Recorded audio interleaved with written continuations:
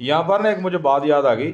नबी पाक सल्लल्लाहु अलैहि वसल्लम ना इसी तरह बात कर रहे थे ना सैयदा पाक की बारगाह में, तो सरकार की एक सहाबिया है जिनका नाम उम्मे ऐमन है। बेशक। उम्मे ऐमन सरकार की गुफ्तगू सुनने लगी तो दिल के अंदर ना हुब पैदा होगी सैयदा पाक की। बेशक। तो दिल में सोचने लगी कि मैं आज ऐसे करती हूँ कि सैयदा पाक को आज मैंने काम नहीं करने देना, बेशक। जाके सैयदा पाक के सारे काम मैं करूँगी। बेशक। तो सैयदा पाक अपने शहजादे हज़रत इमाम हुसैन को आप खिलाएंगी, उसे लेकर बैठेंगी, आपकी चक्की भी मैं चलाऊंगी, बर्तन भी मैं धोऊंगी, सारे घर के काम मैं करूँगी। बेशक। तो दिल के अंदर हुब लेकर, मोहब्बत लेकर दरवाज़ा फ़ातिमा पर पहुँचती है। जब आपके बैत का दरवाज़ा यानी कि आपके घर का दरवाज़ा खोलती है ना, तो क्या देखती है, देखकर हैरान रह जाती है, डर जाती है, दंग रह जाती है।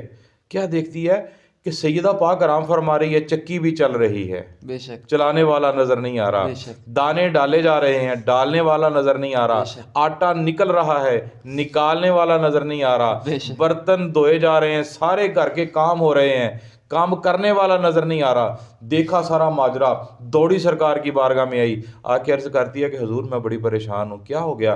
फरमाया जी आप अभी अभी सैयदा पाक की बारगाह में आपकी शान बयान कर रहे तो मेरे दिल के अंदर मोहब्बत सैयदा पाक की आ गई। मैंने कहा कि मैं जाकर सैयदा पाक आज काम करके आती हूँ। जब मैं काम करने के लिए गई ना, आप मोहब्बत में पहुंची, मैंने देखा चक्की चल रही थी, दाने डाले जा रहे थे, आटे निकल रहे थे, निकालने वाला नजर नहीं आ रहा, सारा काम हो रहा था।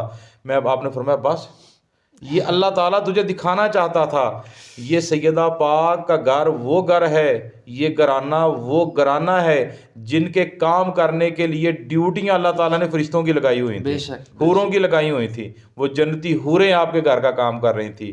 तो सामिन इकराम, मैं ये आपकी बात को आगे बढ़ाते हुए मैं अहबाब से ये कहना चाहूँगा, अगर जिस नबी की बेटी का ये मकाम है कि जिसके घर में आके फरिश्ते ये काम करते हैं, तो उस नबी रहमत लिल आलमीन का अपना मकाम क्या होगा। तो जैसे आप